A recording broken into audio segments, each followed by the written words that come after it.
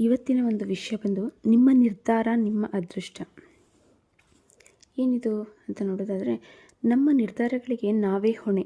ಸೂಕ್ತ ಚಿಂತನೆ, ಯೋಜನೆಗಳ ಬಳಿಕ ತೆಗೆದುಕೊಳ್ಳುವ ನಿರ್ಧಾರದಿಂದ ನಕಾರಾತ್ಮಕ ಫಲಿತಾಂಶ ಬರುವುದು ಸಾಧ್ಯವಿಲ್ಲ.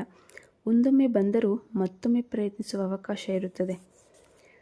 WD ಎನ್ನವರು ಹೇಳುತ್ತಾರೆ, ಅದೃಷ್ಟ ನಮ್ಮ ಸ್ಥಾನವನ್ನು ನಿರ್ಧರಿಸುವುದು ಕೆಲ ಸನ್ನಿವೇಶಗಳನ್ನು ಮಾತ್ರ. ನಮ್ಮ ಸ್ಥಾನವನ್ನು ಬಹುತೇಕ ನಾವೇ ನಿರ್ಮಿಸಿಕೊಳ್ಳಬೇಕಾಗುತ್ತದೆ.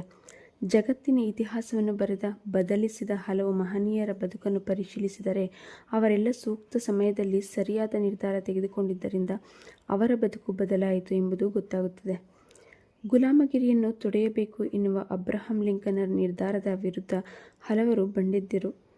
ಆದರೆ ಜಾಗತಿಕ ಚರಿತ್ರೆಗೆ ಹೊಸ ಭಾಷ್ಯ ಬರೆದ ಈ ನಿರ್ಧಾರದಿಂದ ಲಿಂಕನ್ ಶಾಶ್ವತ ಸ್ಥಾನ ಗಳಿಸಿದರು. ವಿರೋಧಿಸಿದವರು ಎಲ್ಲಿದ್ದಾರೆ?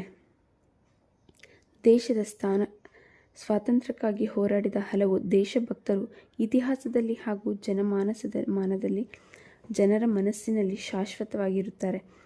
ಎದೆಗಾರಿಕೆಯ ನಿರ್ದಿಷ್ಟ ಹಾಗೂ ಸೂಕ್ತ ನಿರ್ಧಾರ ತೆಗೆದುಕೊಳ್ಳುವ ಸಾಮರ್ಥ್ಯವು ವ್ಯಕ್ತಿಯ ಬದುಕಿನಲ್ಲಿ ಗಮನಾರ್ಹ ಪಾತ್ರ ವಹಿಸುತ್ತದೆ.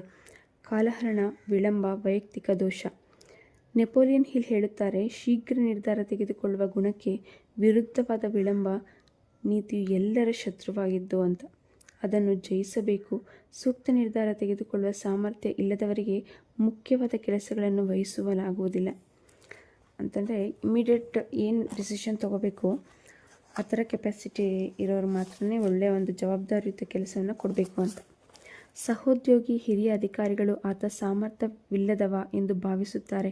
ವಿಳಂಬ ನೀತಿ ಭವಿಷ್ಯಕ್ಕೆ ಕುತ್ತು ತರುವ ಜೊತೆಗೆ ಆತನನ್ನು ಜನ ನಂಬದಂತೆ ಆಗುತ್ತದೆ. ವಿಳಂಬ ನೀತಿ ಅಂದರೆ ನಾಳೆ ಮಾಡೋಣ ಆಮೇಲೆ ಮಾಡಿದ್ರೆ ಆಯಿತು ಅನ್ನೋ ಒಂದು ನೆಗ್ಲಿಜೆನ್ಸ್. ಕೆಲವೊಮ್ಮೆ ತುಂಬ ತಡವಾಯಿತು ಎನ್ನುವ ಹಂತದವರೆಗೆ ನಿರ್ಧಾರವನ್ನು ಮುಂದೆ ತಳ್ಳುವವರು ಇದ್ದಾರೆ. ಜನ ಇಂಥವರನ್ನು ಹಂಗಿಸುತ್ತಾರೆ. ಸೋಲಿನ ಭಯ ಹಾಗೂ ಆಲೋಚನೆಯಲ್ಲಿನ ದೋಷ ವಿಳಂಬಕ್ಕೆ ಕಾರಣ. ಈ ದೋಷ, ನನಗೆ ಸ್ವಲ್ಪ ಥ್ರೋಟ್ ಇನ್ಫೆಕ್ಷನ್ ಆಗಿದೆ, ಏನು ಅನ್ಕೋಬೇಡಿ. ಈ ದೋಷ ನಿವಾರಣೆಗೆ ವ್ಯಕ್ತಿ ಮೊದಲು ತನಗೇನು ಬೇಕು ಎಂಬ ಸ್ಪಷ್ಟ ಗುರಿಯನ್ನು ಹೊಂದಬೇಕು. ಸೂಕ್ತ ಗುರಿ ಇಲ್ಲದಿರುವಾಗ ನಿರ್ಧಾರ ತೆಗೆದುಕೊಳ್ಳುವುದು ಅನುಪಯುಕ್ತವಾಗಿ ಬಿಡುತ್ತದೆ. ಇದು ಎಲ್ಲಿಗೆ ಹೋಗಬೇಕೆಂಬುದು ಗೊತ್ತಿಲ್ಲದೆ ಬಸ್ ಹತ್ತಿದಂತೆ. ಗುರಿ ನಿಗದಿ ಬಳಿಕ ಅಗತ್ಯ ಮಾಹಿತಿ ಸಂಗ್ರಹಿಸಿ ಅದನ್ನು ವಿಶ್ಲೇಷಿಸಬೇಕು. ಇದರಿಂದ ಏನು ಬೇಕೆಂಬುದು ಸ್ಪಷ್ಟವಾಗಿ ಗೊಂದಲಗಳು ನಿವಾರಣೆಯಾಗುತ್ತವೆ. ಜೊತೆಗೆ ಸ್ಪಷ್ಟ ತಿಳುವಳಿಕೆಯಿಂದ ಆತ್ಮವಿಶ್ವಾಸ ಹೆಚ್ಚುತ್ತದೆ. ನಿರ್ಧಾರ ತೆಗೆದುಕೊಳ್ಳುವ ಮುನ್ನ ಸದರಿ ಕ್ಷೇತ್ರದಲ್ಲಿ ಅನುಭವಿ ಪರಿಣಿತರನ್ನು ಕಂಡು ಅವರಿಂದ ಸಲಹೆ ಪಡೆಯಬಹುದು. ಇದರಿಂದ ಯಾವುದೇ ಸಮಸ್ಯೆ ಆಗದು. ಇದರಿಂದ ಒಳಿತಿನ ಸಾಧ್ಯತೆ ಹೆಚ್ಚು. ಕೆಲವೊಮ್ಮೆ ಇಟ್ಟ ಹೆಜ್ಜೆ ತಪ್ಪಾಗಬಹುದು. ಅದೇನು ಮಹಾಪರಾಧವಲ್ಲ. ಎಂತೆಂಥವರೇ ಸೋಲುತ್ತಾರೆ, ತಪ್ಪು ಮಾಡುತ್ತಾರೆ. ಹೀಗಾಗಿ ಅನಗತ್ಯ ಭಯ ಬೇಡ. ಜೊತೆಗೆ ಪರಿಪೂರ್ಣತೆ ಎಂಬುದು ಆಕಾಶದಿಂದ ಉದ್ಭವವಾಗುವುದಿಲ್ಲ. ಉತ್ತಮ ಚಾಲಕ ಆಗುವ ಮುನ್ನ ಬೀಳುವುದು, ಗಾಯ ಮಾಡಿಕೊಳ್ಳುವುದು ಇದ್ದೇ ಇರುತ್ತದೆ. ಕಾಲು ಕೈ ಮುರಿದುಕೊಳ್ಳಲೂಬಹುದು. ಇದಕ್ಕೆ ಯಾರೂ ಹೊರತಲ್ಲ. ಧೈರ್ಯದ ಕೊರತೆ ಕೂಡ ನಿರ್ಧಾರ ತೆಗೆದುಕೊಳ್ಳುವಲ್ಲಿ ವಿಳಂಬಕ್ಕೆ ಕಾರಣ. ಸಾಕ್ರೆಟಿಸ್ನನ್ನು ನೋಡಿ, ನನ್ನ ವೈಯಕ್ತಿಕ ನಂಬಿಕೆಗಳನ್ನು ಬದಲಿಸಿಕೊಳ್ಳುವ ಬದಲು ವಿಷದ ಬಟ್ಟಲೇ ಸೂಕ್ತ ಎಂಬ ಆತನ ನಿರ್ಧಾರ ಸಾಮಾನ್ಯರಿಂದ ಸಾಧ್ಯವಿಲ್ಲ. ಇದರಿಂದ ಕಾಲಕ್ರಮೇಣ ಜಗತ್ತಿನೆಲ್ಲೆಡೆಯ ಜನರಿಗೆ ಆಲೋಚನೆ, ವಾಕ್ ಸ್ವಾತಂತ್ರ್ಯ ಲಭಿಸಿತು. ನಿಮ್ಮ ನಿರ್ಧಾರದಿಂದಲೂ ಮಾನವ ಕುಲಕ್ಕೆ ಒಳಿತಾಗುವ ಸಾಧ್ಯತೆ ಇದೆ. ಸೂಕ್ತ ಸಮಯದಲ್ಲಿ ಸೂಕ್ತ ನಿರ್ಧಾರ ತೆಗೆದುಕೊಳ್ಳುವ ಪ್ರವೃತ್ತಿ ಪ್ರಕೃತಿದತ್ತವಲ್ಲ. ಅದನ್ನು ನಾವೇ ಕಲಿತು ಬೆಳೆಸಿಕೊಳ್ಳಬೇಕು.